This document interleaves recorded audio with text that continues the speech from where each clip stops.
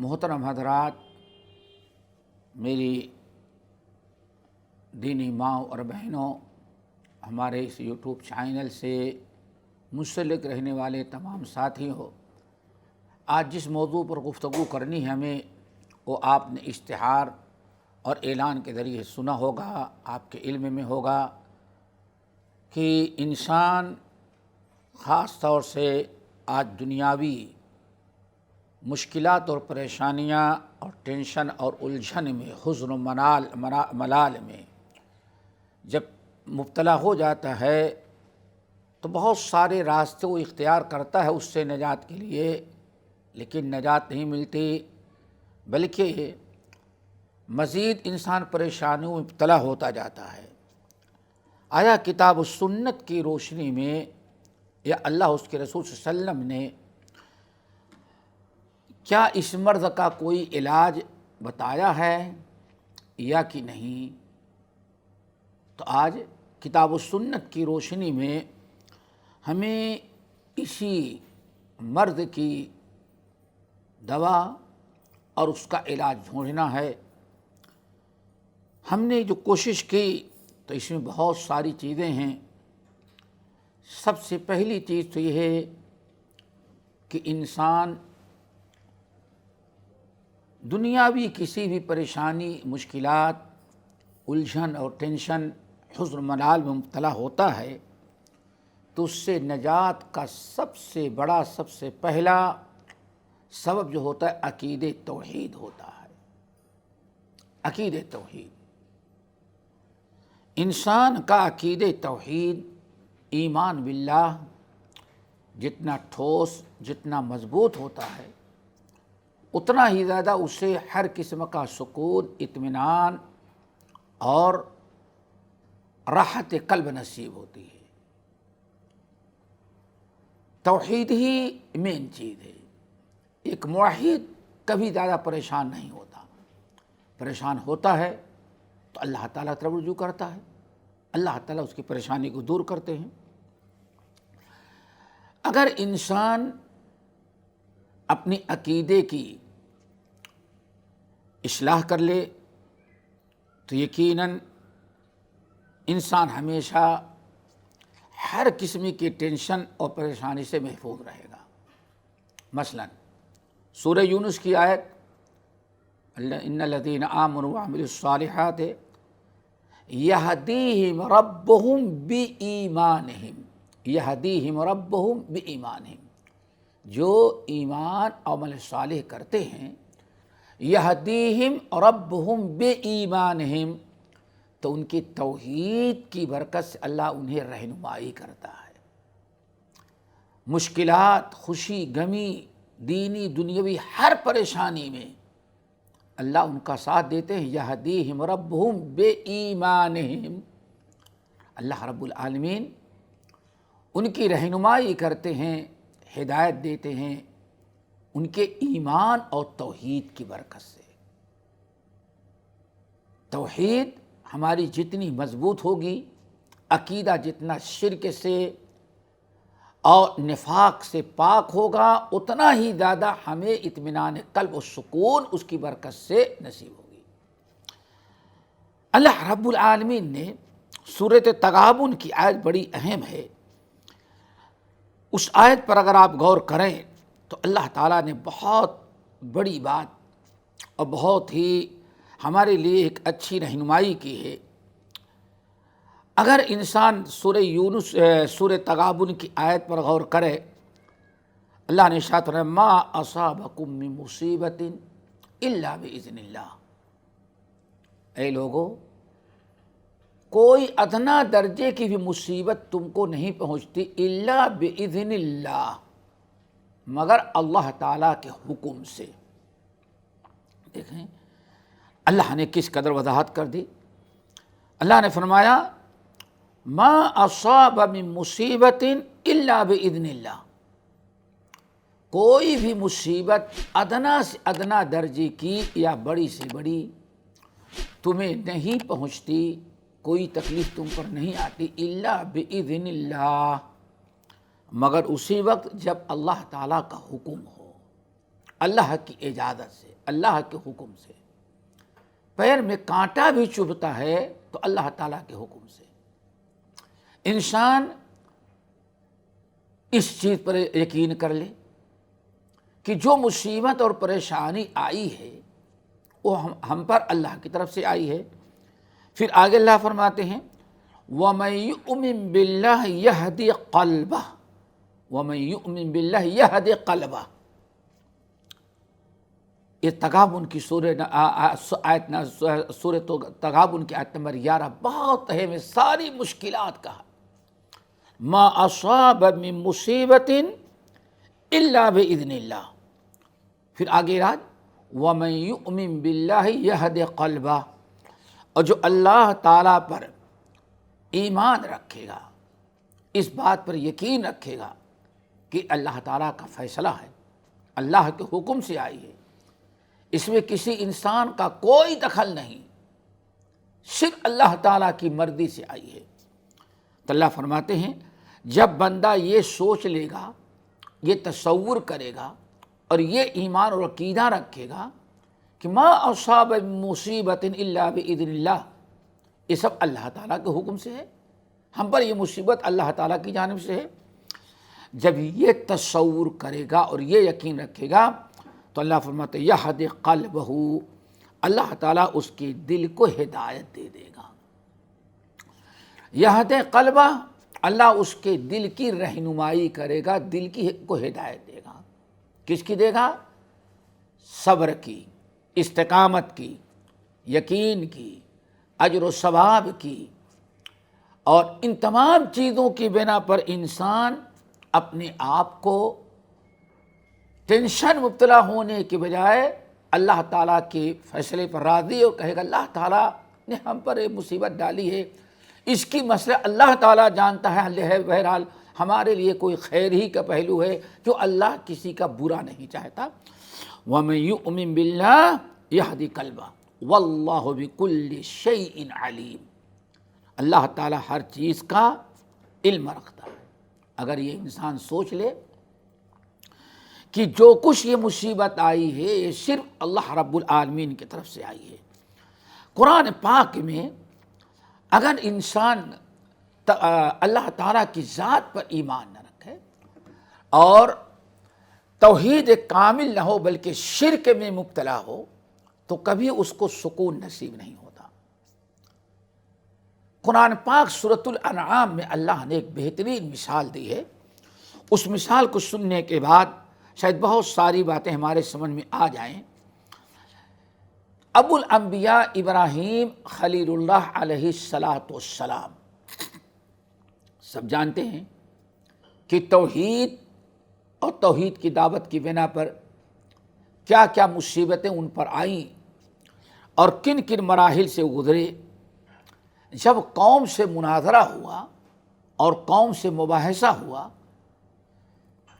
اور انہوں نے اپنے بتوں سے ڈرانا شروع کیا، ہمارے بابا تم کو یہ کر دیں گے، وہ کر دیں گے، ایسا کر دیں گے، ویسا کر دیں گے، ابراہیم خلیل اللہ نے فرمایا میری قوم کے لوگوں کیف اخاف ما اشرکتم ولا تخافون انکم اشرکتم باللہ ما لم ينزل به علیکم سلطانا۔ بڑی پیاری آیت ہے۔ اے میرے قوم کے لوگوں، میں تمہاری مورتیوں سے، یہ جو تمہارے آبا و اجداد نے بڑے بڑے بزرگوں کو دفنا رکھا ہے، اس پر تم نے سجدہ کرنا شروع کیا ہے، نیاز دینا شروع کیا، نظریں مانتے ہو، ہم ان سے کیوں ڈرے ہیں؟ اللہ اکبر۔ کیف اخاف ما اشرکتم باللہ، جن کو تم اللہ تعالیٰ کے ساتھ شریک کرتے، جن سے تم ڈرتے ہو، میں ان سے کیوں ڈروں؟ وہ ہمارا کیا بگاڑ سکتے ہیں؟ وہ ہمارے نقصان اور فائدے کے مالک نہیں ہے۔ تم کہتے ہیں وَلَا تَخَافُونَ أَنَّكُمْ أَشْرَكْتُمْ بِاللَّهِ مَا لَمْ يُنَزِّلْ بِهِ عَلَيْكُمْ سُلْطَانًا۔ ڈرنا تم کو چاہیے کہ تم اللہ تعالیٰ کے ساتھ شرک کرتے ہو، تمہارا کام ہے ڈرنا کہ ہم شرک کرتے ہیں، اوپر والا ہم کو ہلاک نہ کر دے، ہمیں ختم نہ کر دے، ہم پر کوئی عذاب نازل کر دے۔ تم ڈرتے نہیں اور ہم کو تم ڈراتے ان مورتیوں سے، مردوں سے، میں ڈرنے والا نہیں۔ پھر اللہ نے ایک مثال دی، بڑی عالیشان مثال دوستو، وہ یہ ہے، اللہ نے ارشاد فرمایا اسی کے بعد الذین آمنوا ولم یلبسوا ایمانہم بظلم اولئک لہم الامن وہم مہتدون۔ اللہ نے وعدے کر دیا، شرک کرنے والوں تم ڈرو، میں موحد ہوں، ایمان باللہ ہمارا ہے، ہم کسی ڈرنے والے نہیں، تم کو ان کا خوف میں نہیں۔ کیوں؟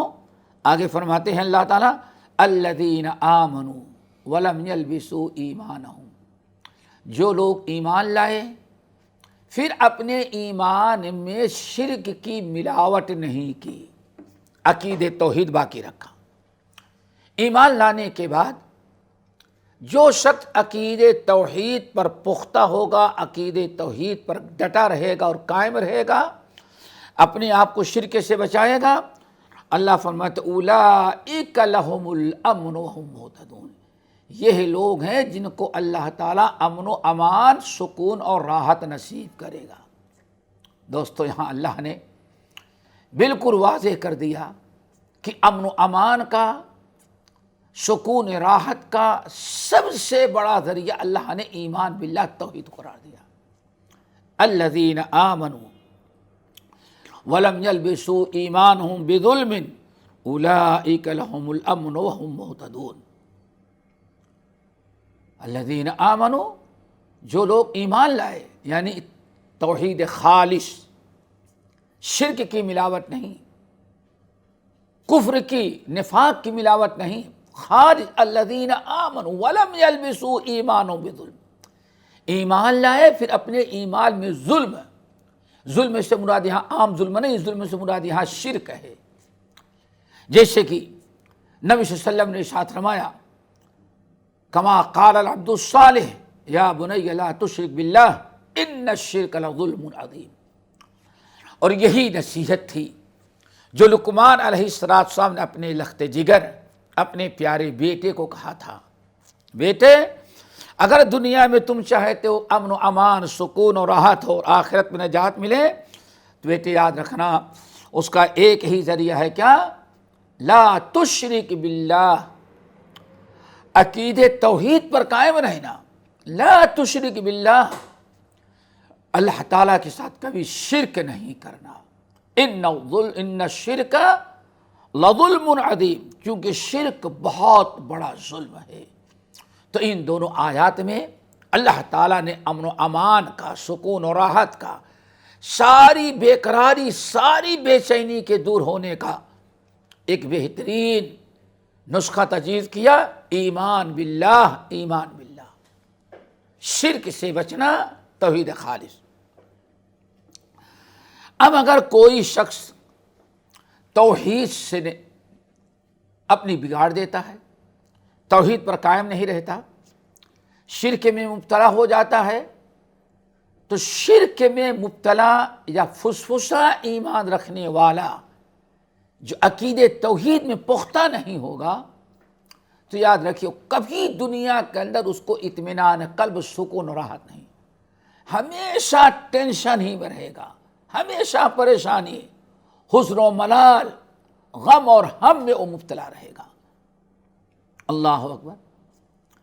ایک مثال قرآن نے دی ہے بڑی پیاری، سورہ یونس آیت نمبر 9 میں اللہ نے فرمایا قل اندعو من دون اللہ ما لا ينفعنا ولا يضرنا ونرد على اعقابنا بعد اذ هدانا اللہ۔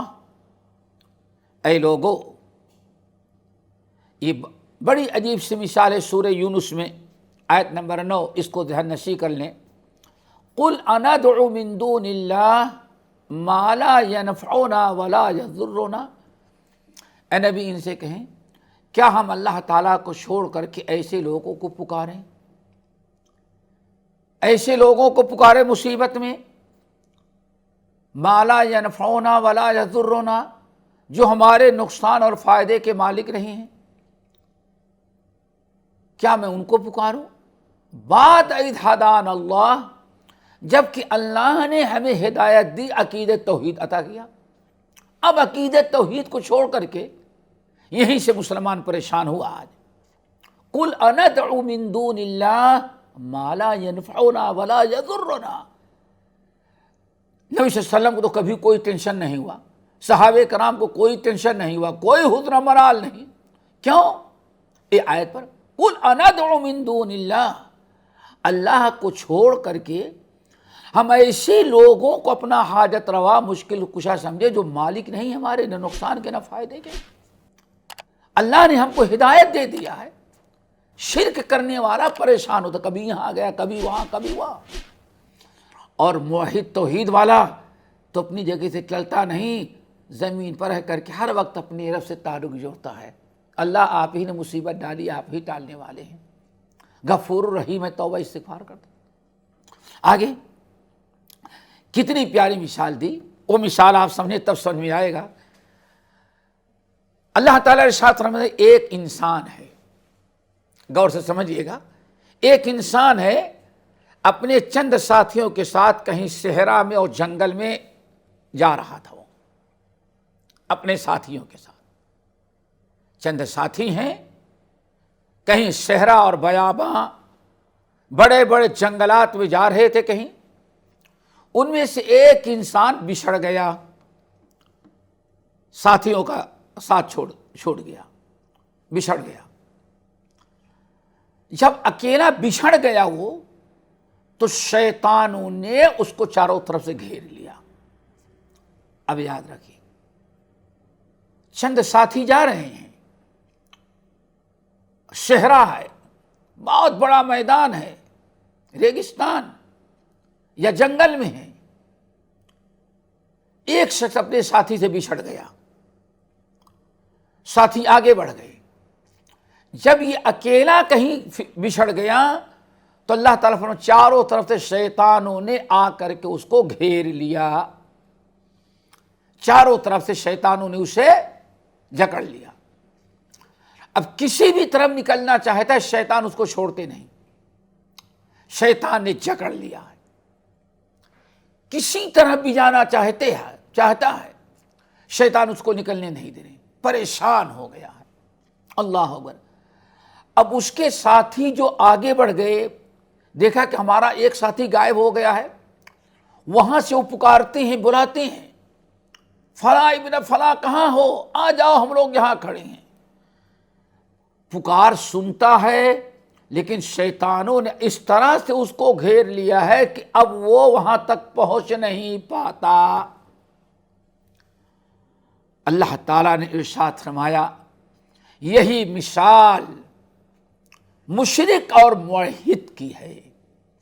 جب کوئی انسان شیطانی چکر میں، شرک اور کفر میں، بدعقیدگی میں، درگاہوں میں، استھانوں میں، کسی نے کہا تمہاری بلا فلاں جگہ سے ٹال جائے، وہاں پہنچ گیا، وہاں گیا، مقصد حاصل نہیں، فلاں جگہ جاؤ گے تب یہ مصیبت ختم ہو جائے گی۔ وہ چاروں طرف شیطان نے اس کو گھیر رکھا ہے، چاہے شیاطین انس ہو یا شیاطین جن، چاروں طرف سے گھیر رکھا ہے۔ اب اس جنگل سے، اس کفر و شرک کے شیطان کے چکر سے اس کا نکلنا ناممکن ہے۔ اب وہ بے قرار پریشان اپنے ساتھیوں ملنے کے لیے، لیکن شیطانوں نے چاروں طرف سے جکڑ رکھا، وہ پہنچ نہیں سکتا۔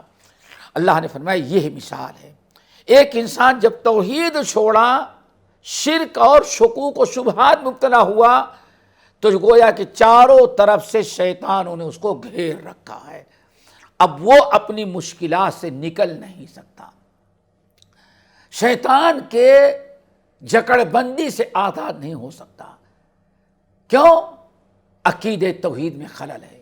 لیکن موحد جو ہے وہ اللہ تعالیٰ فرماتے تو فوراً کتنا بھی شیطان جکڑے، لیکن اعوذ باللہ من الشیطان الرجیم پڑھتا ہے اور کہتا ہے نہیں، یہ ساری مصیبتیں، ساری بنائیں اللہ تعالیٰ کی طرف سے آتی ہیں، اپنے اعمال کا، کردار کا، گفتار کا محاسبہ کرتا ہے اور اپنے رب کے سامنے توبہ استغفار کرتا ہے۔ اللہ نے فرمایا ایک بہترین مثال ہے کہ انسان کس طرح سے کفر و شرک عقیدے مبتلا ہوتا ہے تو اس کو اس طرح سے پریشانی ہوتی ہے جیسے جنگل میں کسی کو شیطان نے چاروں طرف سے گھیر لیا، اب وہ نکلنا چاہتا ہے پریشانی سے لیکن نکلنے نہیں دیتے، تو اب نکلنے کے ایک ہی راستہ ہے، دوبارہ عقیدے توحید پر آ جائے، ساری مشکلات دور ہو جائیں۔ اور اسی چیز کا تذکرہ سورہ اعراف میں کیا ہے دوستو۔ اللہ تعالیٰ نے ان الذین اتقوا اذا مسهم طائف من الشیطان تذکروا فاذا هم مبصرون، جب شیطان شکوک و شبہات میں جو اہل تقوی، ان الذین اتقوا اذا مسهم، جو موحد ہیں، سب سے بڑا تقوی کیا؟ توحید۔ ان الذین اتقوا، جو موحد ہیں، صاحب تقوی ہیں، جو اللہ تعالیٰ سے ڈرتے ہیں، اللہ تعالیٰ سے جڑے ہوئے ہیں، اذا مسهم طائف من الشیطان، جب شیطان ان پر حملہ کرتے ہیں، تذکروا، اللہ کو یاد کرتے ہیں، اعوذ باللہ پڑھتے ہیں، شیطان بھگ جاتے ہیں۔ تذکروا فاذا هم مبصرون، وہ سمجھ جاتے ہیں، حقیقت سمجھ گئے کہ یہ شیطان ہم کو پریشان کر رہا ہے، شکوک میں، شبہات میں، طرح طرح کے کفریہ شرکیہ خیالات میں اور طرح طرح کے وساوس میں اس نے ہم کو گھیر رکھا ہے۔ اللہ فرماتے ہیں تقوی والا ہمیشہ اپنے توحید اور ایمان باللہ کے برکت سے ہوش میں آ جاتا ہے اور اپنے آپ کو سنبھال لیتا ہے، شیطان کے سارے مکر فریب وساوس اور سارا ٹینشن، ساری پریشانیاں دور ہو جاتے ہیں۔ لیکن وَإِخْوَانُهُمْ يَمُدُّونَهُمْ فِي الْغَيِّ، جو شیطان کے ہاتھ چڑھ گئے، جن کو وسوسے میں، طرح طرح کے غلط وساوس میں، شکوک و شبہات میں، بدعقیدگی میں، کفر و شرک میں شیطان نے جن کو گھیر رکھا ہے، اللہ فرماتے وہ ان سے نکل نہیں سکتا۔ وَإِخْوَانُهُمْ، کیوں؟ توحید چھوڑا، عقیدے توحید ایمان باللہ ختم کیا تو شیطانوں نے چاروں طرف سے اسے گھیر لیا۔ اب گھیر لینے کے بعد وَإِخْوَانُهُمْ يَمُدُّونَهُمْ فِي الْغَيِّ، شیطان اپنے بھائی انسان کو جو گمراہی، جس کو گھیر رکھا اس کو مزید گمراہی اور ضلالت میں، اسی طرح سے شکوک و شبہات، پریشانی، الجھن اور ٹینشن میں اس کو گھسیٹتے ہوئے چلے جاتے ہیں، اس کا واپس آنا بہت مشکل ہوتا ہے۔ تو دوستو، پہلی چیز تو ہے عقیدہ توحید۔ یہ چند آیات میں نے پیش کیا۔ اللہ رب العالمین واضح کہ یہدیہم ربہم ایمانہم، اللہ تعالیٰ ایمان ومن یؤمن باللہ یہد قلبہ، جو اللہ تعالیٰ پر ایمان رکھتے ہیں، عقیدہ توحید ہوتا ہے، تو عقیدہ توحید کی برکت سے وہ اس طرح کی شکوک و شبہات اور ٹینشن اور پریشانی سے ہمیشہ اللہ تعالیٰ ان کو محفوظ کر لیتا ہے۔ دوسری چیز دوستو بہت ہی اہم ہے، ایمان باللہ، تقدیر پر ایمان رکھنا۔ تقدیر پر ایمان رکھنا، قضا و قدر پر ایمان رکھنا، یہی ساری الجھنوں اور بلاؤں اور آفتوں کا علاج ہے۔ اس میں آج ایمان بالقدر، قضا و قدر پر جتنا آپ کا ایمان پختہ ہوگا اتنا ہی آپ ہر قسم کے الجھن، ٹینشن، شکوک شبہات، وساوس سے آپ محفوظ رہیں گے۔ اسی لیے ایمان بالقدر کو ارکان ایمان کا ایک رکن قرار دیا۔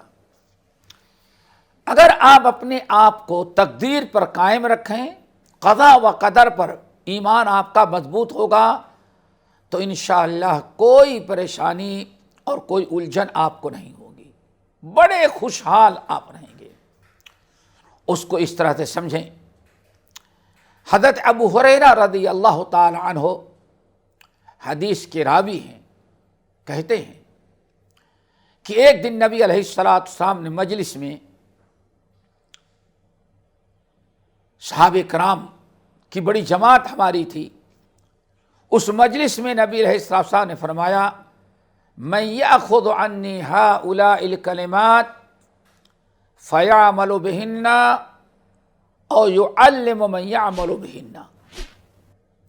آپ نے فرمایا من یأخذ عنی ہؤلاء کلمات، تم میں کون سا انسان ایسا ہے جو ہم سے چند باتیں سیکھ لے، لیکن شرط یہ ہے کہ وہ ان باتوں پر عمل کرے اور غیروں کو پہنچائے کہ غیر بھی اس پر، تاکہ دوسرے بھی اس پر عمل کریں.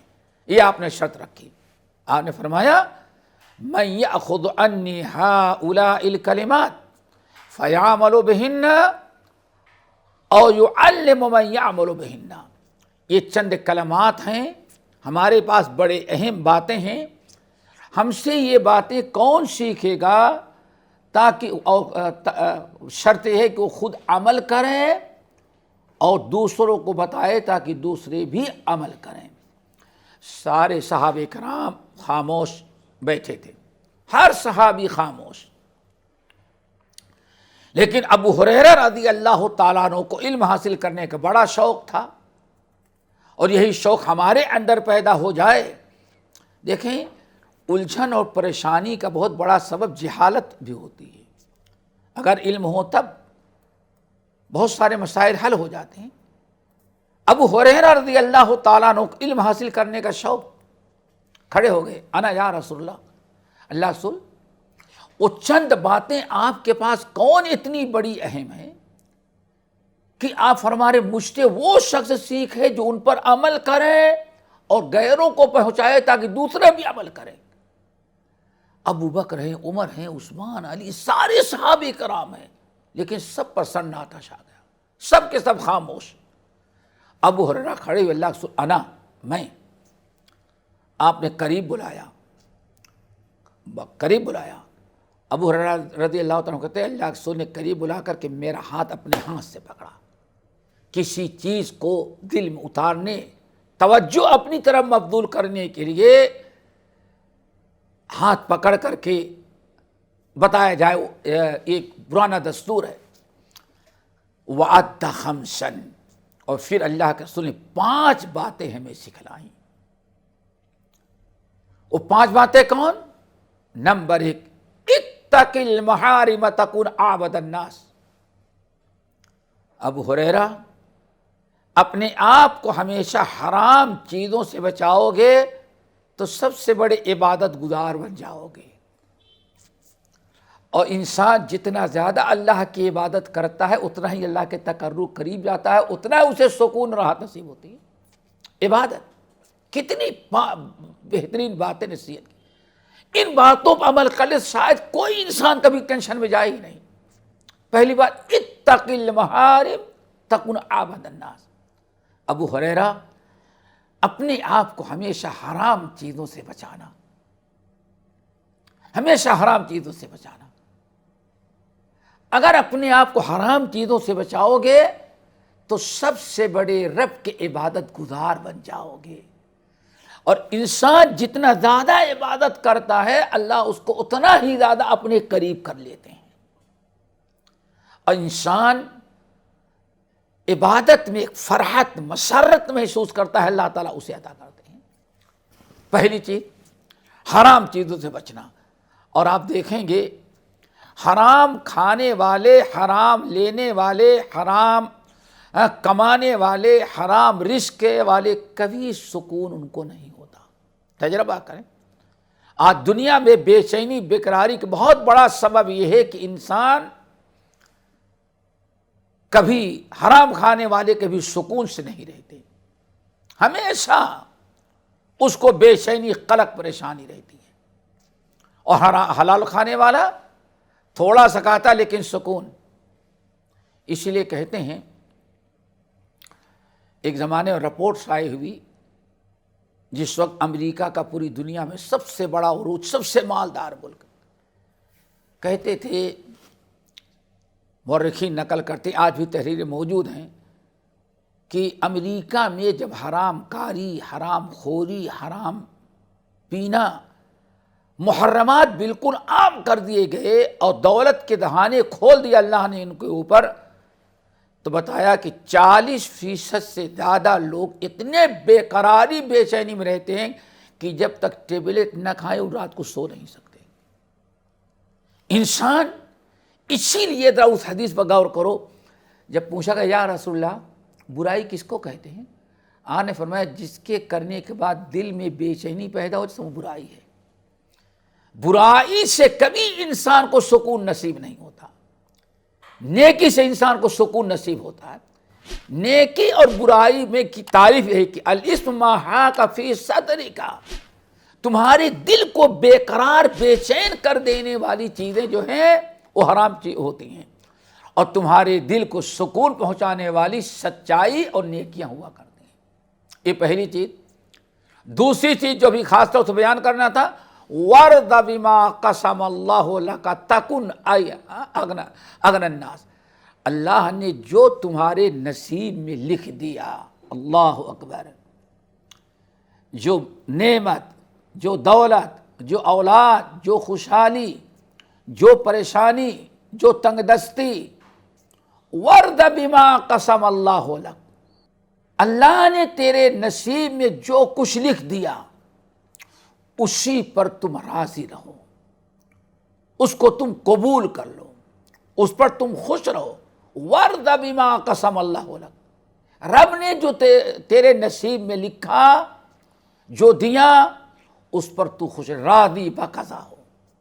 تو کسی نے کہا راضی بقضا ہو تو الہی کا مدہ دیکھ، دنیا ہی میں بیٹھے جنت کی فضا دیکھ، انسان راضی بقضا ہو۔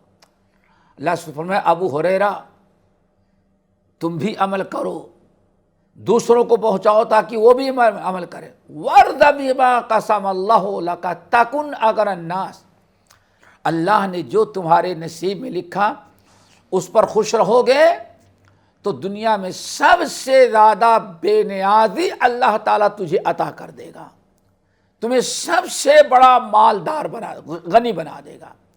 غنی کس کو کہتے ہیں؟ اللہ رسول فرمایا غنی اس کو نہیں کہتے جس کے پاس بہت زیادہ مال و دولت ہو، انما الغنا غنى النفس، سب سے بڑا مالدار وہ ہے، غنی وہ ہے جس کی دل کو اللہ تعالیٰ فرحت اور مسرت اور بے نیازی نصیب کر دے۔ سب سے بڑی گھنا یہ ہے۔ وَرْضَ بِمَا قَسَمَ اللَّهُ لَكَ تَكُنْ أَغْنَى النَّاسِ، اللہ نے جو تمہارے نصیب میں لکھا، چاہے خوشی ہو یا غمی، اس پر خوش رہو، اللہ تعالیٰ ہمیشہ تمہیں سکون اور راحت نصیب فرمائے گا۔ تو دوستو، اس تقدیر پر ایمان رکھنا، قضا و قدر پر ایمان رکھنا یہ بہت ہی ضروری ہے۔ بہرحال یہ تیسری چیز اللہ کے رسول نے ارشاد فرمایا، ذرا دیکھیں، وَأَحِبَّ لِلنَّاسِ مَا تُحِبُّ لِنَفْسِكَ تَكُنْ مُسْلِمًا، جو اپنے لیے پسند کرتے ہو وہی تمام مسلمانوں کے لیے پسند کرو گے تو تم سب سے بڑے مسلمان بن جاؤ گے، مسلمان بن جاؤ گے۔ نمبر 4، وَأَحْسِنْ إِلَىٰ جَارِكَ تَكُنْ مُؤْمِنًا، اپنے پڑوسی کے ساتھ احسان کرو گے تب تم ایمان والے بن جاؤ گے۔ نمبر 5، لَا تُكْثِرِ الضَّحْكَ فَإِنَّ كَثْرَةَ الضَّحْكِ تُمِيتُ الْقَلْبَ، بہت زیادہ تم ہنسنا نہیں، کیوں؟ بہت زیادہ ہنسنا اس سے دل مردہ ہو جاتا ہے۔ تو دوستو، بات ہم کر رہے تھے تقدیر پر ایمان رکھنا، قضا و قدر پر ایمان رکھنا۔ تقدیر پر ایمان جتنا مضبوط ہوگا اتنا ہی زیادہ ہمیں دنیا میں سکون اور راحت نصیب ہوگی۔ اطمینان قلب کبھی بھی بغیر ایمان بالقضاء و قدر کے نہیں حاصل ہو سکتا۔ ہمیں یاد ہے، دیکھیں کیسے انسان کو سکون، جس شخص، جب میں مدینہ یونیورسٹی میں پڑھتا تھا تو اس وقت تقریباً آج سے 50 سال کے قریب کچھ کم و بیش، مدینہ طیبہ میں ایک شخص مسجد نبوی میں نماز پڑھنے کے لیے گیا تھا، اس کے گھر میں آگ لگ گئی اور مکان اتنی گلی میں تھا کہ فائر والوں کو پہنچنے کے پہلے پہنچنے بڑی تنگی، پریشانی، آگ بجھانا کوئی آسان نہیں تھا۔ جب وہ پہنچا، پتہ چلا نماز پڑھ کے فارغ آیا تو گلی میں پولیس بھری ہوئی ہے، آگے بڑھا تو اس کا اپنا گھر جلا ہوا تھا، گھر جل گیا، بچے اس میں جل گئے، بیوی جل گئی۔ اب آپ ذرا سوچیں، ایک انسان جس کا سب کچھ، ساری دنیا ختم ہو گئی، بیوی بھی نکل نہیں سکی، بچے بھی اسی میں جل گئے، جائیداد سارے اثاثہ ختم ہو گیا۔ وہ شخص آیا، پولیس نے اس کو سنبھالا، پکڑا، ایسے کھڑا ہوا۔ واللہ عجیب منظر تھا، جتنے لوگ آتے اس کی تعزیت کے لیے بس ایک ہی بات کہتا، ہم کیا کر سکتے ہیں، اللہ نے ہمارے نصیب میں یہی لکھا تھا۔ اللہ اکبر! نہ کوئی بے چینی، نہ خودکشی، نہ انسان کو خلجان اور کوئی دماغی الجھن، بس اتنا ہی کہتا، ھذا قدر اللہ و قضاؤہ، ہمارے نصیب میں اللہ نے یہی لکھا تھا۔ یہ قضا اور قدر ہے۔ انسان قضا و قدر پر ایمان رکھ لے تو کبھی اس کو اس طرح سے بے قراری، بے چینی نہیں ہوتی۔ اسی لیے ایمان باللہ، عقیدے توحید کے بعد قضا و قدر پر ایمان رکھنا، یہ انسان کے سکون و راحت کا بہت بڑا ذریعہ اور بہت بڑا سبب بنتا ہے۔ نمبر 3 دوستو، تیسرا سبب انسان کے لیے جو سکون کا، راحت نفس کا سبب بن سکتا ہے، وہ ذکر اللہ ہے، کثرت سے ذکر الہی کرنا۔ اور آج یہی چیزیں ہم نے چھوڑ دیا ہے۔ انسان کثرت سے اللہ تعالیٰ کا اگر ذکر کرے تو انشاءاللہ بہت ساری مشکلات اس کی دور ہو جاتی ہیں، اور انسان اپنے آپ کو ہر قسم کی بلا، آفت اور مصیبت سے محفوظ کر لیتا ہے۔ اسی لیے اللہ تعالیٰ نے قرآن پاک کے اندر، دیکھیں ایک چیز یاد رکھیے گا، اللہ رسول نے ارشاد فرمایا، جب تمہارے اوپر کوئی پریشانی آئے، بہت بے قراری، بڑی الجھن، بہت ہی مشکلات میں گر جاؤ، تو اللہ رسول فرماتے ہیں ایک چیز یاد کر لینا، سارا سکون تمہارا واپس آ جائے گا۔ لوگوں نے کہا یا رسول اللہ، آپ نے فرمایا اگر تمہارے اوپر بلائیں، آفتیں آئے اور ذہن پریشان ہو جائے تو تم ہماری مصیبت کو یاد کر لینا۔ اللہ اکبر، لقد کان لکم فی رسول اللہ اسوۃ حسنہ۔ آپ نے فرمایا جب بھی تمہارے اوپر کوئی پریشانی، جسمانی، قلبی، روحانی، جانی، مالی، کوئی بھی نقصان تمہارا ہو اور پریشان ہو، تو تم ہماری مصیبت کو یاد کر لینا کہ ہمارے اوپر کتنی کتنی مصیبتیں آئیں۔ اللہ صلی اللہ علیہ وسلم فرمایا میری مصیبت کو یاد کر لینا، تمہیں سکون حاصل ہو جائے گا۔ کیوں بھائی؟ جب اللہ کے رسول پر اتنی پریشانی آ سکتی تو ہم آپ پر کیوں نہیں آ سکتی؟ کتنا پیارا نسخہ اللہ کے رسول نے بتایا تھا، اور اللہ تعالی نے اپنے نبی کو تعلیم کیا کی تھی؟ بڑی پیاری آیات آپ ذرا مطالعہ کیجئے گا۔ یہ ہے سورہ ہجر کی آخری آیات، سورہ ہجر کی آخری آیات پر غور کیجئے۔ اللہ تعالیٰ ارشاد فرماتے ہیں وَلَقَدْ نَعْلَمُ أَنَّكَ يَضِيقُ صَدْرُكَ بِمَا يَقُولُونَ۔ اللہ فرمایا اے نبی، ہم جانتے ہیں کہ لوگوں کی باتیں سن کر کے، لوگوں کی تکلیفیں، لوگوں کی طرف سے تکلیفیں جو آپ کو پہنچتی ہیں، آپ کو حزن منال ہوتا ہے۔ یضیق صدرک، آپ کا دل سکڑ جاتا ہے، تنگ ہو جاتا ہے، بہت ہی پریشان ہو جاتے ہیں آپ۔ اللہ اکبر، نبی صلی اللہ علیہ وسلم کو پریشانی آ رہی ہے۔ وَلَقَدْ نَعْلَمُ أَنَّكَ يَضِيقُ صَدْرُكَ بِمَا يَقُولُونَ۔ یہ دنیا کے لوگ جو باتیں آپ کو کہہ رہے ہیں، گالیاں دے رہی ہیں، برائیاں کر رہے ہیں، شکایتیں کر رہے ہیں، تانا دے رہے ہیں، دھمکیاں دے رہے ہیں، اللہ فرماتے ہیں ہم سب سن رہے ہیں آپ کو کیا کیا لوگ کہہ رہے ہیں۔ اس سے آپ کا دل سکڑ جا رہا ہے، آپ کا دل تنگ ہو رہا ہے، آپ کا کو غم آپ کو بڑی پریشانی ہو رہی ہے، لیکن سب کا علاج ہے فسبح بحمد ربک، آپ اپنے رب کی حمد کرتے رہیں، خوب کثرت سے رب کا ذکر کرتے رہیں، سبحان اللہ پڑھتے رہیں، الحمدللہ پڑھتے رہیں، اور وَقُم مِّنَ السَّاجِدِينَ، اور نماز کی پابندی کا کثرت سے نوافل پڑھتے ہیں۔ اللہ اکبر! آج انسان تعویذوں کے پیچھے پتہ نہیں کس کے پیچھے جا رہا ہے، اور قرآن کہتا ہے تمہارے ساری ٹینشن کا، ساری بناؤ کا علاج یہ ہے، وَلَقَدْ نَعْلَمُ أَنَّكَ يَضِيقُ صَدْرُكَ بِمَا يَقُولُونَ فَسَبِّحْ بِحَمْدِ رَبِّكَ وَكُن مِّنَ السَّاجِدِينَ وَاعْبُدْ رَبَّكَ حَتَّىٰ يَأْتِيَكَ الْيَقِينُ۔ سارا علاج موجود ہے سورہ ہجر کی آیت۔ اے نبی، آپ کا دل کتنا دکھتا ہے، کتنا رنج ہوتا ہے، کس قدر آپ پریشان ہو جاتے ہیں ان کی باتوں کو سن کر کے، لیکن کیا علاج ہے؟ اللہ نے فرمایا کیا علاج ہے اس کا؟ فسبح بحمد ربک، آپ اپنے رب کی حمد و ثنا بیان کریں۔ فسبح بحمد ربک، اپنے رب کی حمد خوب کرتے رہیں، رب کی پاکی خوب بیان کرتے رہیں۔ وَقُم مِّنَ السَّاجِدِينَ، فرائض کے علاوہ نوافل بھی خوب پڑھتے رہیں، نوافل کی پابندی کرتے رہیں۔ یہاں ایک چیز دیکھیے گا، ابھی سفر میں تھا، وہاں بھی بھائی اتنا ہم سب کچھ مانتے ہیں، ہماری بیوی بھی نماز پڑھتی ہے، میں بھی نماز پڑھتا ہوں، قرآن کی تلاوت بھی کرتا ہوں، اتنے وظیفے بھی پڑھتا ہوں، لیکن سب کچھ کرنے کے باوجود ہماری پریشانیاں دور نہیں ہوتی، ہماری پریشانیاں دور نہیں ہوتی۔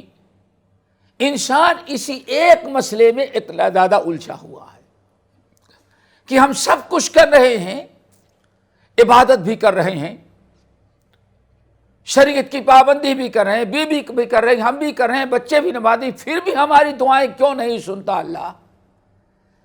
دوستو ذرا آپ سوچ، کیا اللہ کے نبی علیہ السلام نماز نہیں پڑھتے رہے؟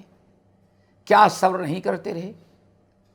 نبی صلی اللہ علیہ وسلم کی نماز جیسی کائنات میں کس کی نماز ہو سکتی ہے؟ نبی صلی اللہ علیہ وسلم سے بہتر تقدیر پر ایمان رکھنے والا کائنات میں کون ہو سکتا ہے؟ آپ سے زیادہ تقویٰ پرہیزگاری علم رکھنے والا کوئی نہیں ہے، لیکن اس کے باوجود بھی پریشانیاں آتی رہیں۔ اللہ فرماتے ہیں وَلَقَدْ نَعْلَمُ، ہمیں اچھی طرح سے معلوم ہے کہ آپ کا دل کتنا دکھ رہا ہے، کتنا آپ کو حزن و ملال لاحق ہے، کتنا آپ پریشان ہو رہے ہیں، ہم سب دیکھ رہے ہیں، لیکن آپ فسبح بحمد ربک، آپ چند اعمال کریں۔ اب وہی چند اعمال یاد رکھنا ہے۔ نمبر 1، فسبح، آپ اپنے رب کی تسبیح بیان کریں، یعنی ذکر کریں، سبحان اللہ خوب پڑھتے رہیں، سبحان ربی العظیم پڑھتے ہیں۔ فسبح بحمد ربک، اور آپ اپنے رب کی حمد خوب کرتے ہیں، الحمدللہ، خوشی غمی ہر حالت میں۔ حضرت عائشہ رضی اللہ تعالیٰ کی حدیث کہتے ہیں نبی علیہ السلام پر جب کوئی چیز اچھی خبر آتی تو آپ فرماتے الحمدللہ الذی بنعمتہ تتم الصالحات، اور جب کوئی پریشانی کی چیز آتی، غم کرنے والی، ملال اور حزن دینے والی، تب بھی آپ اللہ تعالیٰ کی حمد ہی کرتے تھے، الحمدللہ علی کل حال، الحمدللہ علی کل حال۔ دیکھیں پریشانی کب ٹلے گی؟ اللہ تعالیٰ نے پریشانی کے ٹالنے کا ایک وقت مقرر کیا ہے، وقت کا انتظار کریں، اور آپ کو جو اللہ نے حکم دیا وہ کرتے رہیں۔ فسبح بحمد ربک وکن من الساجدین، اپنے رب کی حمد و ثنا کریں، اپنے رب کی حمد و ثنا کریں، اور اپنے رب کی حمد و ثنا کرنے کے ساتھ ساتھ خوب کثرت سے نماز پڑھتے رہیں۔ نمبر 4، وَاعْبُدْ رَبَّكَ حَتَّىٰ يَأْتِيَكَ الْيَقِينُ، آپ اپنے رب کی عبادت کرتے رہیں یہاں تک کہ موت آ جائے۔ اللہ اکبر۔ دوستو یہ 4 اعمال اللہ تعالیٰ نے رنج علم کے دور کرنے کے لیے 4 علاج اللہ رسول نے بتائے ہیں۔ کہ جب بھی دشمن کا خوف ہو، حاسدین کے حسد کا خوف ہو، کسی سے ضرر اور نقصان کا خدشہ ہو، تو ایسے موقع پر 4 عمل آپ کریں، اللہ تعالیٰ ساری پریشانیاں دور کرے گا۔ نمبر 1 سبحان اللہ کثرت سے پڑھنا، نمبر 2 الحمدللہ پڑھنا، نمبر 3 کثرت سے نوافل کا اہتمام کرنا، نفلی نماز، اور نمبر 4 وَاعْبُدْ رَبَّكَ حَتَّى يَأْتِيَكَ الْيَقِينُ، آپ اپنے رب کی عبادت کرتے رہیں یہاں تک کہ یعنی مرتے دم تک رب کی عبادت پر قائم رہیں۔ اسی چیز کو اللہ تعالیٰ نے بیان فرمایا، الا بذکر اللہ تطمئن القلوب، اے لوگوں یاد رکھنا اللہ تعالیٰ کی ذکر ہی سے دلوں کو بڑا اطمینان اور سکون حاصل ہوتا ہے۔ تو دوستو یہ چند چیزیں تو میں نے بتائیں، مزید کچھ باتیں اور ہیں جن کا تذکرہ انشاءاللہ ہم آئندہ کریں گے۔ اللہ تعالیٰ ہم سب کو ان تمام اعمال کے اپنانے کی توفیق نصیب فرمائیں جو رنج، غم، ہم اور حسن و ملال میں ہماری مدد کرتے ہیں، جن کے ذریعے ہماری ساری پریشانیاں دور ہوتی ہیں۔ اللہ تعالیٰ ان اعمال کو اپنانے کی توفیق نصیب فرمائے جن میں سے میں نے چند آپ کے سامنے رکھا ہے۔ سب سے پہلے عقیدہ توحید، اپنے ایمان اور عقیدے کی اصلاح کریں، انشاءاللہ ایمان کی برکت سے جو اللہ نے فرمایا اولئک لہم الامن ومن یؤمن باللہ یہد قلبہ، توحید، ایمان صحیح، نمبر 2 قضاء و قدر پر ایمان، نمبر 3 کثرت سے اللہ تعالیٰ کا ذکر کرنا اور نبی صلی اللہ علیہ وسلم پر آئی ہوئی مصیبت کو یاد کرنا۔ ان تمام چیزوں کو اپنائیں گے تو ہمارا انشاءاللہ ہمارا رنج، ہمارا غم، ہمارا الم دور ہوگا۔ باقی انشاءاللہ اگلی نشست میں اقول قولی ھذا واستغفر اللہ من کل ذنب واتوب الیہ۔ اچھا ایک سوال ہے ہمارے پاس، اسٹوڈنٹس آپ میں سے جو بھی سوال کرنا چاہتے ہیں کائنڈلی اس کو لکھ سکتے ہیں یا پھر آپ پوچھ بھی سکتے ہیں۔ لیکن پہلا سوال ایک اسٹوڈنٹ نے پوچھا ہے، بہت ٹائم سے چند مشکلات ہیں ان کی لائف میں، اور وہ بہت دعاز بھی کرتی رہی، ہر چیز انہوں نے کی، لیکن جیسے ان کی مشکلات نہیں ٹلی تو نہ وہ اس قدر ڈپریشن کا شکار ہیں، وہ نہ اللہ سے نعوذ باللہ دعاز کر رہی ہیں، نہ وہ تسبیحات کرتی ہیں، کوئی ایسا کام نہیں کرتی یہ سوچ کے کہ اللہ تعالیٰ مجھ سے ناراض ہو چکے ہیں۔ تو ایسے لوگ کیسے پھر ان چیزوں سے نکلیں؟ یہ سوال جو ہماری بہن کر رہی ہیں اصل میں اس شیطانی وساوس ہیں۔ شیطان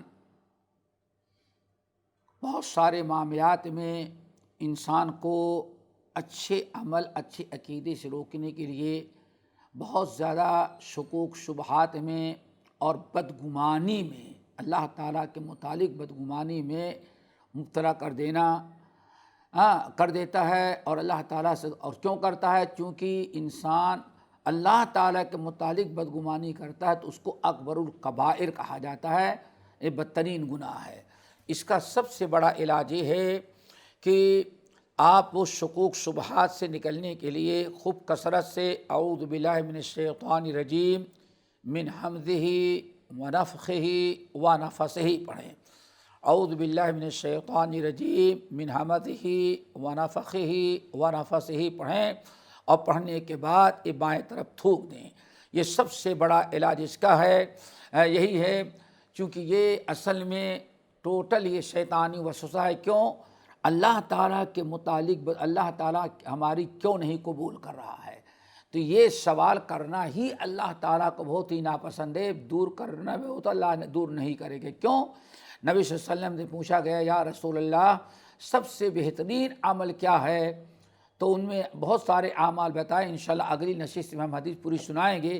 ان میں ایک ہے افضل الاعمال لا تتہم اللہ فی شیء قضا لک بہ، اللہ نے تمہارے بارے میں جو فیصلہ کیا ہے اس میں اللہ پر تہمت نہ لگاؤ۔ تہمت کہ میں نے کیوں، ہم اتنا سب کچھ کریں لیکن پھر بھی اللہ ہماری کیوں نہیں قبول کر رہا ہے، سمجھیں؟ لا تتہم اللہ فی شیء قضا لک بہ، اللہ نے تمہارے بارے میں جو فیصلہ کیا ہے یہ نہ اللہ تعالیٰ پر بہتان نہ لگاؤ، اللہ تعالیٰ پر تہمت نہ لگاؤ کہ اللہ کیوں نہیں قبول کرے، ہمارے اوپر اللہ نے کیوں نازل کیا ہے۔ ایسے الفاظ ادا کرا کے شیطان آپ کے مزید عقیدے کو برباد کرنا چاہتا ہے۔ اس لیے ہمیں فوراً یہ سوچ لینا چاہیے کہ شیطان ہمیں مزید اس آفت اور مصیبت کی بنا پر ہمیں اور گمراہ کرنے، پریشان کرنے کی کوشش کر رہا ہے۔ خوب کثرت سے اس کا علاج ہے اعوذ باللہ من الشیطان الرجیم من حمزہ ونفخہ ونفثہ، اور اتنا پڑھ کر کے 3 مرتبہ آپ بائیں طرف تھوکیں، تین مرتبہ، انشاءاللہ آپ کو شفا ملے گی۔ اور پھر ایک چیز اور یاد رکھیے گا کہ یہ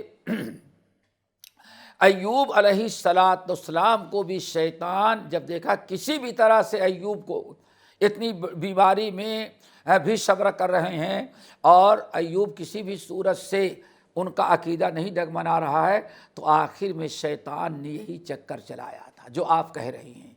اللہ کے نبی ایوب علیہ السلام کو شیطان اور ان کی بیوی کو خصوصاً اسی چکر میں گھیر رہا تھا۔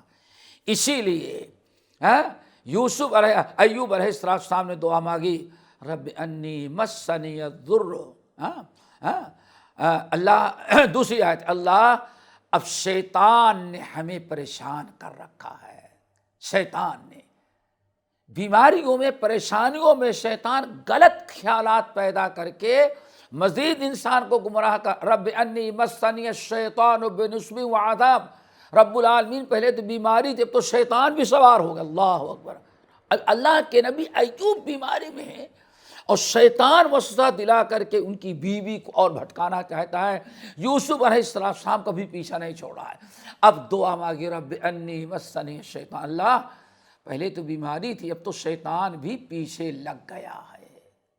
تو اس کا علاج اعوذ باللہ من الشیطان الرجیم ہے، اور اگر ان کلمات میں پڑھیں تو اور اچھا ہے، اعوذ باللہ من الشیطان الرجیم من حمزہ ونفخہ ونفثہ۔ جی سوال ہے کہ ہمیں کیسے پتہ چلے گا کہ ہم شرک میں مبتلا ہیں؟ میری بہن، اگر آپ دیکھ رہے ہیں کہ آپ تعویذ لٹکائے ہوئے ہیں، تعویذ باندھ رہی ہیں، غیر اللہ کا سجدہ کر رہی ہیں، یا مصیبت میں غیروں کو پکار رہی ہیں، غیروں سے غلط توقع رکھ رہے ہیں، تو یہ سب سے بڑی علامت ہے، یہ شرکی اعمال ہیں۔ وہ تو شرک ایسی چیز تو سمجھانے کی ضرورت ہی نہیں ہے۔ جب آپ دیکھ رہی ہیں کہ ہاں ہم غلط جگہ جا رہی ہیں، اللہ نے منع کیا ہے، ہم تعویذ لٹکا رہی ہیں، ہم شرکیہ وظیفہ کر رہی ہیں، تو سمجھ آئیں کہ ہاں یہ شرک میں مبتلا ہو رہی ہیں، ہم سے شرک کروا رہا ہے شیطان۔ توبہ کر لیں فوراً۔ میرا یہ کوشچن ہے شیخ صاحب آپ سے کہ اگر ان انٹینشنلی ہم سے یا ہماری فرض نماز چھوٹ جاتی ہے یا فرائض کو پورا کرنے کے بعد جو ہم نے اپنا شیڈیول بنایا ہوتا ہے نوافل کا، اشراق، چاشت تراویح نمازوں کا یا تہجد کا، ان میں سے اگر کچھ روٹین کے لیے ہم سے وہ اسکپ ہو جاتی ہے، کچھ ڈیز میں کچھ پڑھی جاتی ہے، کچھ مس ہو جاتی ہے، دین ہمیں یہ خیال میں وسوسہ آتا ہے، یا خیال ہے یا وسوسہ ہے، ہمیں یہ تھاٹ آتی ہے کہ شاید ہم سے کوئی ایسا گناہ ہو گیا ہے جس کی وجہ سے یہ مس ہو رہی ہے، اور وہ چیز ہمیں پریشان کرتی ہے، تو کیا یہ صحیح خیال ہے یا شیطان کی طرف سے؟ نہیں، بہت اچھا خیال ہے، احساس ہونا۔ اگر یہ احساس ہے تو آپ انا للہ و انا الیہ راجعون پڑھیں، اور جو چیز نفلی چھوٹ گئی ہے اگر اس کی آپ قضا کرنا چاہیں تو قضا کر لیں، تاکہ سارے خوب اطمینان سکون ہو جائے۔ یہ کسی نیکی میں کوتاہی ہو جانا، یہ ایک بہت، اور اس کا احساس ہو جانا کہ مجھ سے شاید کوئی مسٹیک ہوئی جس کی بنا پر آج میں فلاں عمل نہیں کر سکی، یہ عین ایمان ہے، یہ عین ایمان ہے، اور یہ اللہ تعالیٰ ہم سب کو نصیب کرے۔ لیکن اس کی تلافی ہے انا للہ پڑھنا، اور اس کے عوض کوئی اور نیکی کر ڈالا، یہ سب سے بڑا اس کا کفارہ ہے۔ کسی نے مجھ سے پوچھا تھا کہ ایک کسی کو بار بار چینی کا نشانہ ہو جائے، بار بار اسے روک ٹوک کی جائے تو اس سے ظاہر سی بات ہے غصہ آ جائے گا، اور ریئیکشن غصہ ہی کرے گی، تو پھر وہ کیا کرے گی؟ حالانکہ وہ ایسا نہیں چاہتی کہ بھئی مس بہیو کرے اپنی فیملی کے ساتھ یا اپنے ہم لوگوں کے ساتھ، لیکن اسے کرنا کبھی کبھی ہو جاتا ہے، اسے تو شیطان اس پہ غالب آ جاتا ہے۔ تو ہاں، تو اللہ تعالیٰ اس کا سب سے بڑا علاج ہے، جب غصہ آئے تو اعوذ باللہ من الشیطان الرجیم پڑھ لے۔ نبی صلی اللہ علیہ وسلم کے سامنے ایک شخص کو غصہ آیا اور لوگوں نے بہت اس کو سمجھایا، بھائی غصہ پی ڈالو، لیکن ایک چیز نہیں سن رہا تھا، کسی کی بات نہیں مانا۔ نبی صلی اللہ علیہ وسلم نے ارشاد فرمایا میرے پاس ایک کلمہ ایسا ہے اگر وہ پڑھ لے تو اس کا سارا غصہ ختم ہو جائے گا۔ تو صحابہ نے کہا وہ کیا ہے؟ آپ نے فرمایا اس سے کہو پڑھے اعوذ باللہ من الشیطان الرجیم، چونکہ شیطان غصہ دلاتا ہے، اور اللہ تعالیٰ کی پناہ مانگ لو اعوذ باللہ من الشیطان الرجیم تو سارا غصہ ختم ہو جائے گا۔ صحابہ کرام کہتے ہیں ہم لوگوں نے اس شخص کو جا کر کے کہا قل اعوذ باللہ من الشیطان الرجیم، اس نے اعوذ باللہ من الشیطان الرجیم پڑھا، سارا غصہ ختم ہو گیا، سکون کے ساتھ آ کے بیٹھ گیا۔ تو سب سے بڑا علاج اعوذ باللہ من الشیطان الرجیم ہے۔ جی شیخ صاحب جی میں نے پوچھنا ہے، اکثر ہم جب نماز پڑھ لیتے ہیں، نماز پڑھنے کے بعد اگر آپ صرف جو عربک دعائیں ہم نے یاد کی ہوئی ہیں تو وہی دعائیں پڑھ سکتے ہیں، یا کہ ضروری ہوتا ہے کہ اپنی جو زبان ہے اس میں بھی دعا مانگیں؟ اور میرا دوسرا سوال یہ تھا کہ اگر ایک خیال ہے آپ کو پتہ ہے یہ غلط خیال ہے، بار آپ کا دھیان اسی طرف جاتا ہے، تو اس کے لیے مطلب کیا پڑھا جائے، کیا کیا جائے، اس کے لیے مجھے بتا دیجیے، جزاک اللہ خیر۔ سنن ترمذی کی حدیث ہے، اللہ کے رسول صلی اللہ علیہ وسلم نے ارشاد فرمایا ہر آدمی کے کندھے پر، دائیں کندھے پر فرشتہ بیٹھا ہے اور بائیں کندھے پر شیطان برا بیٹھا ہے۔ اگر دائیں دل میں نیکی کا خیال آئے تو اللہ تعالیٰ کی حمد کرے کہ فرشتے نے اس کو نیکی یاد دلا دی، اور اگر کہیں برائی کا خیال آئے تو اس کو ہوشیار ہو جانا چاہیے کہ شیطان ہمارے اوپر کامیاب ہو رہا ہے، فاستعذ باللہ من الشیطان الرجیم، فوری طور پر اعوذ باللہ من الشیطان الرجیم پڑھے تاکہ شیطان جو غلط خیال وسطہ ڈالا اس سے وہ انسان بچ جائے۔ تو یہ حدیث آپ یاد رکھیں، اگر نیکی کا خیال آئے تو فرشتے نے آپ کو یاد دلا دیا الحمدللہ پڑھیں، اور اگر برائی کا تصور خیال آئے تو سمجھ جائیں کہ ہاں شیطان یہ ہم سے کروانا چاہتا ہے، اور شیطان سے نجات پانے کا سب سے بڑا ذریعہ اللہ رسول فرمایا اعوذ باللہ من الشیطان الرجیم ہے۔ جی ایک بہن کا سوال ہے کہ کیا آن لائن دم کیا جا سکتا ہے؟ میری بہن آن لائن دم نہیں ہو سکتا، سمجھ گئے نا، دم جو ہے سامنے ہونا، آن لائن اب تو دم نہیں، اب تو یہاں تو نماز بھی پڑھنا شروع کر دیا ہے، تراویح پڑھایا مثال لوگوں نے۔ تمام سوالات کر لیے ہیں تمام اسٹوڈنٹس الحمدللہ۔ ہم اینڈ کرتے ہیں سیشن کا۔ سبحانک اللہم و بحمدک، اشہد ان لا الہ الا انت، استغفرک و اتوب الیک۔ السلام علیکم و رحمۃ اللہ وبرکاتہ۔ وعلیکم السلام۔